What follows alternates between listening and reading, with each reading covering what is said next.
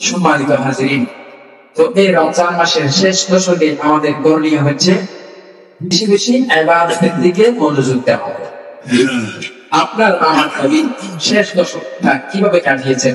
আম্মা জান আয়েশা রাদিয়াল্লাহু আনহা, যিনি আল্লাহ রাসূল সাল্লাল্লাহু আলাইহি ওয়াসাল্লামের প্রিয় স্ত্রী, তিনি নিজে বলতেছেন আল্লাহ রাসূল সাল্লাল্লাহু আলাইহি ওয়াসাল্লাম কানা নবী সাল্লাল্লাহু আলাইহি ওয়াসাল্লাম ইয়াজতাহিদু ফিল আশরি আওয়াখির মা লা ইয়াজতাহিদু ফি গায়রিহি। সহিহ বুখারীর মধ্যে বর্ণনা আসছে যে আল্লাহ রাসূল সাল্লাল্লাহু আলাইহি ওয়াসাল্লাম রমজান মাসে শেষ দশকে এত বেশি ইবাদতের দিয়ে করতেন, ইবাদতের জন্য এত বেশি পরিশ্রম করতেন যেটা অন্য কোনো দিনে তিনি এই পরিশ্রম করতেন না। আমাদের শেষ দশকে আমল কি ছিল? আল্লাহ রাসূলের বেশি বেশি ইবাদত করা এবং ইবাদতের জন্য বেশি পরিশ্রম করা। كان النبي صلى الله عليه وسلم يجتهد في العشر الأواخر ما لا يجتهد في غيره। এবং আরেক রওয়ায়াতের মধ্যে আসছে আল্লাহ রাসূল হযরত আয়েশা রাদিয়াল্লাহু আনহা বলতেছেন যে ইসা কানা তাহফুল আশরুল আওয়াখির মিন রমাদান, রমজান মাসের শেষ 10টা দিন যখন আসতো সাদা ইজারাহু, আল্লাহ রাসূল সাল্লাল্লাহু আলাইহি ওয়াসাল্লাম কোমর বেঁধে নিতেন। যেমন যারা শ্রমিক ভারী কোনো কাজ করার জন্য কি করে? গামছা দিয়ে কোমর বেঁধে, গামছা দিয়ে কোমর বেঁধে নেওয়া, অর্থাৎ খুব বেশি পরিশ্রমের কাজ করবে। এটা বোঝানো হয়েছে যে আল্লাহ রাসূল সাল্লাল্লাহু আলাইহি ওয়াসাল্লাম পূর্ব করতে বলা হয়েছে যে তিনি যে গামছা বেঁধে নিতেন, মানে অর্থাৎ ইবাদতের জন্য বেশি পূর্ণ প্রস্তুতি গ্রহণ করতেন, নতুন উদ্যমতার সহিত, নতুন আঙ্গিকে ইবাদতের জন্য প্রস্তুতি গ্রহণ করতেন এবং বেশি বেশি ইবাদত বন্দেগী করতেন। ওয়া আহইয়া লাইলাহু, এবং রাত জেগে জেগে ইবাদত বন্দেগী করতেন। রাত জেগে জেগে মার্কেট করতেন নাকি রাত জেগে জেগে ইবাদত বন্দেগী করতেন? আমার কান গুলে শুনি ভালো করে, না শুনতে আবারও বলতেছে আহইয়া লাইলাহু, রাত জেগে জেগে ইবাদত বন্দেগী করতেন। নিজে শুধু ইবাদত বন্দেগী করতেন, নিজে রাত জেগে জেগে ইবাদত বন্দেগী করতেন, শুধু তাই নয় ওয়া আইতাযা আহলাহু, এবং তার পরিবারকেও জাগিয়ে তুলতেন।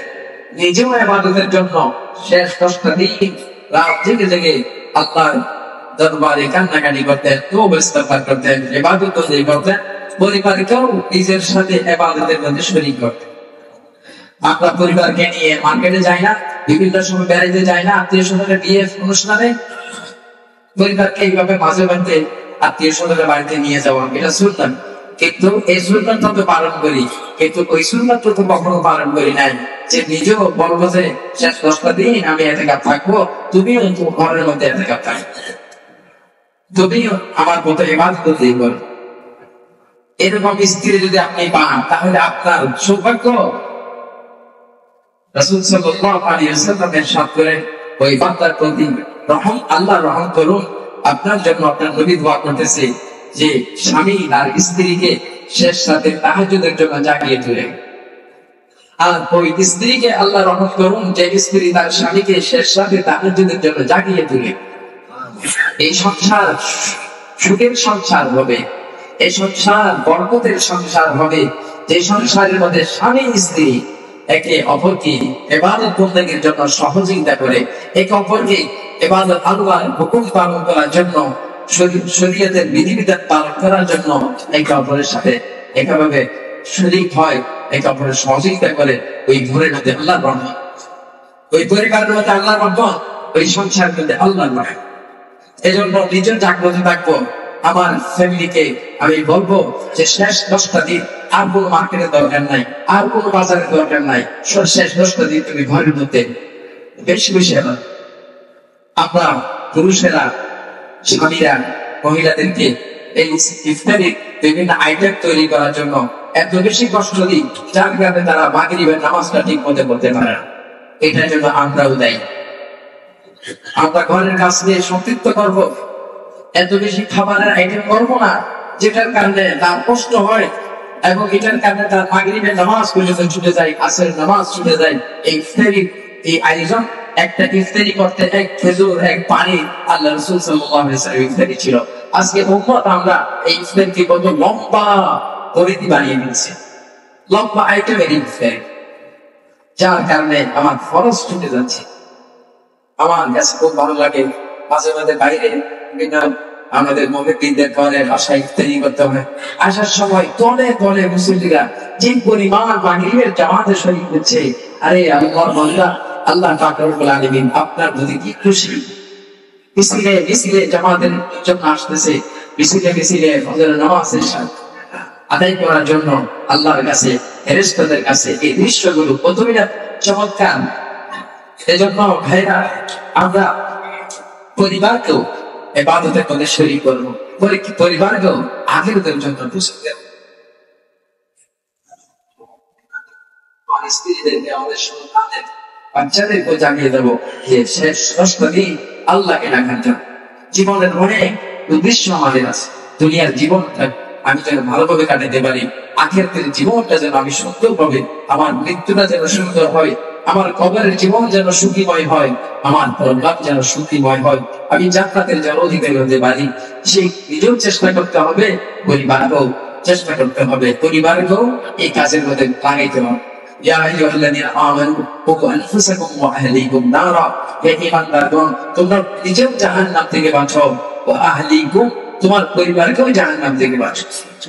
আপনি মসজিদের মধ্যে খুব ইবাদত বন্দেগি করতেছেন, আর আপনার স্ত্রী মার্কেটে মার্কেটে শপিং মলে একেবারে মেকআপ দিয়ে এইভাবে ঘুরতেছে, আর ফ্রিতে ওই লোকটা আপনার স্ত্রীকে দেখে মনোরঞ্জন করতেছে। আপনার মতো দায়ীও শান্তি আছে। আপনি হয়তো প্রথম কাতারের মুসল্লি, কিন্তু আপনার স্ত্রীকে এইভাবে যে আপনি উলঙ্গ অর্ধনগ্ন এইভাবে মেকআপ করে এই সৌন্দর্যটা আল্লাহ তাআলা দিয়েছেন আপনাকে দেখার জন্য, আপনি এত পুরুষকে দেখার জন্য কেন আপনার স্ত্রীকে এভাবে এড়িয়ে দিয়েছেন? আপনার মতো পোড়া কপাল কে আছে? আপনাকে তো দায়ুস বলা হবে, যেটা কি তার স্ত্রীকে, তার মেয়েদেরকে এভাবে রাস্তায় রাস্তায় শপিং মলে বাজারে এইভাবে ছেড়ে দেয়। সম্মানিত হাজিরিন, আমাদের এই কালচার আমাদের না, এটা ওয়েস্টার্ন কালচার। মুহাম্মদ রাসূলুল্লাহ সাল্লাল্লাহু আলাইহি সাল্লামের উম্মতের এই কালচার আমাদের নাই। এজন্য আমাদেরকে আমাদেরকে বাঁচাতে হবে, জাহান্নাম থেকে বাঁচাতে হবে। আমার সামনে আমার একটা শিশু যদি আগুনে ঝাঁপ দেয়, তখন আমরা কি করি? চুপচাপ বসে থাকি নাকি তাড়াতাড়ি বাচ্চা আগুন আগুন আগুন, তাকে আমরা তাড়াতাড়ি আগুন থেকে দূরে রাখি? এটা তো দুনিয়ার সামান্য আগুন, আর ওই জাহান্নামের আগুন তো দুনিয়ার আগুন থেকে 70 গুণ বেশি হবে। এই জন্য আল্লাহ বলেন কুউ আনফুসাকুম ওয়া আহলিকুম নারা, দুনিয়ার আগুনে ঝাঁপ দিতে গেলে তোমার কলিজা কাঁপে উঠে, দুনিয়ার আগুন কলিজা কাঁপে উঠতেছে। আপনার সন্তান এভাবে আগুনে হাত দিচ্ছে, তো এই সন্তান যখন ওই জাহান্নামের আগুনের দিকে ঝাঁপ দিচ্ছে, ওই আগুন থেকে আপনাকে বাঁচাতে হবে না? ইয়া আইয়ুহাল্লাযীনা আমানু কুউ আনফুসাকুম ওয়া আহলিকুম নারা। এজন্য শেষ কষ্ট দিয়ে নিজেও ইবাদত করব, পরিবারকেও জাগিয়ে তুলব। এই 1 নম্বর কাজ। 2 নম্বর কাজ করুন, আল্লাহ তাআলার কাছে বেশি বেশি মাপ চাওয়া। এই 10টা দিন বেশি বেশি আল্লাহর কাছে কি চাওয়া? মাপ চাওয়া। যদি ভাগ্যক্রমে আমরা যদি রমজানের মতো মহা সুবর্ণ সুযোগ পেয়েও আল্লাহর পক্ষ থেকে যদি মাগফিরাত লাভ করতে না পারি, এত বেশি মাগফিরাতের জন্য আল্লাহ তাআলা ব্যবস্থা করে দিয়েছেন। রোজা রাখলে গুনাহ মাফ, তারাবি করলে গুনাহ মাফ, তাহাজ্জুদ করলে গুনাহ মাফ, কোরআন তেলাওয়াত করলে গুনাহ মাফ হয়ে দিয়েছে। চতুর্দিকে গুনাহ মাফের জন্য আল্লাহ তাআলা এত সুন্দর ব্যবস্থাপনা দিয়েছেন। ইতিকাফ নিলে গুনাহ মাফ, লাইলাতুল কদর তালাশ করলে গুনাহ মাফ, সব কিছুর মধ্যে শুধু আল্লাহ গুনাহ মাফ করতেছে, আল্লাহ জাহান্নাম থেকে মুক্তি দিচ্ছেন। এরকম সুবর্ণ সুযোগে যদি আপনি যদি আল্লাহর পক্ষ থেকে মাগফিরাত লাভ করতে না পারি, তো আমার জন্য মুহাম্মদ রাসূলুল্লাহ সাল্লাল্লাহু আলাইহি ওয়াসাল্লাম আমাদের জন্য সেই মানুষের জন্য বদদোয়া, এবং জিবরিল আমিন সেই বদদোয়া আমিন করেছে।